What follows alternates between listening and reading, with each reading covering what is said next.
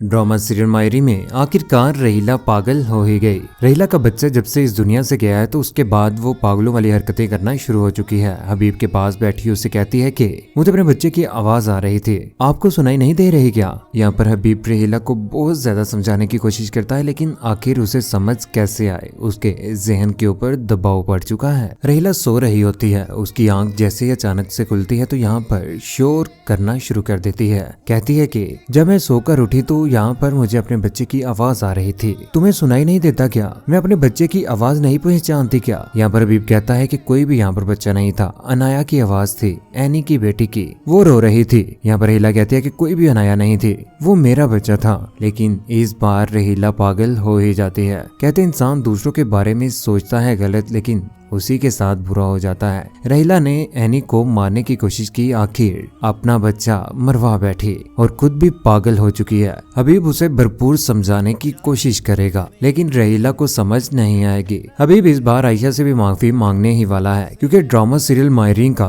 इख्तिताम होने ही वाला है। ये सारी की सारी बातें यहाँ पर आलिया को भी पता चल जाती हैं और जमशेद को भी। जमशेद की माँ के पास पहुँच ही जाता है इस बार हबीब भी माफी मांगने के लिए। उनके पास जाकर कहता है कि मैं आपसे माफी चाहता हूँ, लेकिन यहाँ पर जमशेद की माँ आखिर है तो अक्लमंद है। वो उसे कहती है कि तुमने मेरी बेटी के साथ जुल्म किया था ना, मेरी बेटी को ना तुमने फालतू सामान की तरह घर में डाल रखा है, मसरूफियत। और मैं तुम्हें बता रही हूँ, जो तुम्हारे और रहीला के साथ हो रही है ना बुराइयां, ये सब मेरी बेटी की हाय लगी है और लगेगी, देख लेना तुम सुधर नहीं रहे। लेकिन इस बार हबीब माफी मांगेगा, क्योंकि उसने पागल रहीला को क्या करना है उसने, क्योंकि पागल औरत के साथ तो हबीब कभी भी गुजारा कर ही नहीं सकता। लेकिन इस बार आयशा से, यहाँ पर फायजा, एनी, सभी लोगों से माफी मांगने वाला है। यहाँ पर जमशेद ने आखिरकार सारा का सारा कारोबार समीना का संभाल ही लिया। समीना इस बात के ऊपर बहुत ज्यादा खुश होती है कि जमशेद, जिसे सभी पागल समझते थे, शादी अगर उसकी लेट हुई लेकिन आलिया के साथ हुई, अच्छी शादी हुई है। आलिया बहुत अच्छी लड़की है। समीना इस बात के ऊपर बहुत ज्यादा खुश होती है कि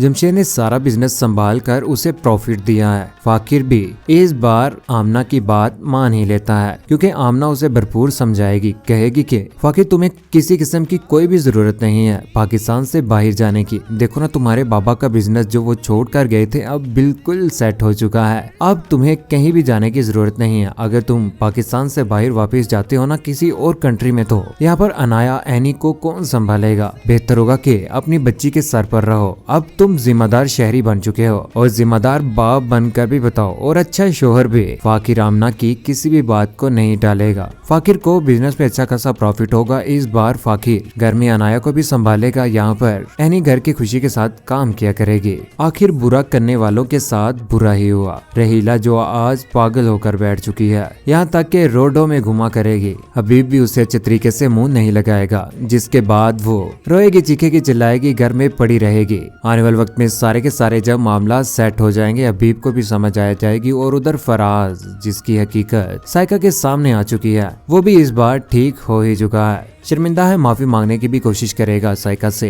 ड्रामा सीरियल मायरी की जगह पर बहुत जल्द एक सुपरहिट ड्रामा आने वाला है। किस किस को इस बात का दुख है कि मायरी ड्रामा सीरियल खत्म होने जा रहा है, और इस बात की खुशी के रहीला पागल हो चुकी है। या आप चाहते थे कि रहीला को फांसी हो जाती, और हबीब ने भी इस बार माफी मांगी ली। आया कि हबीब को माफ कर देना चाहिए या नहीं? अपनी कीमती राय का हिस्सा नीचे कमेंट सेक्शन में जरूर दीजिएगा। चैनल को सब्सक्राइब करने के बाद बेल का बटन जरूर दबाएगा। अपना ख्याल रखिएगा, दुआ में याद रखिएगा। अल्लाह हाफिज।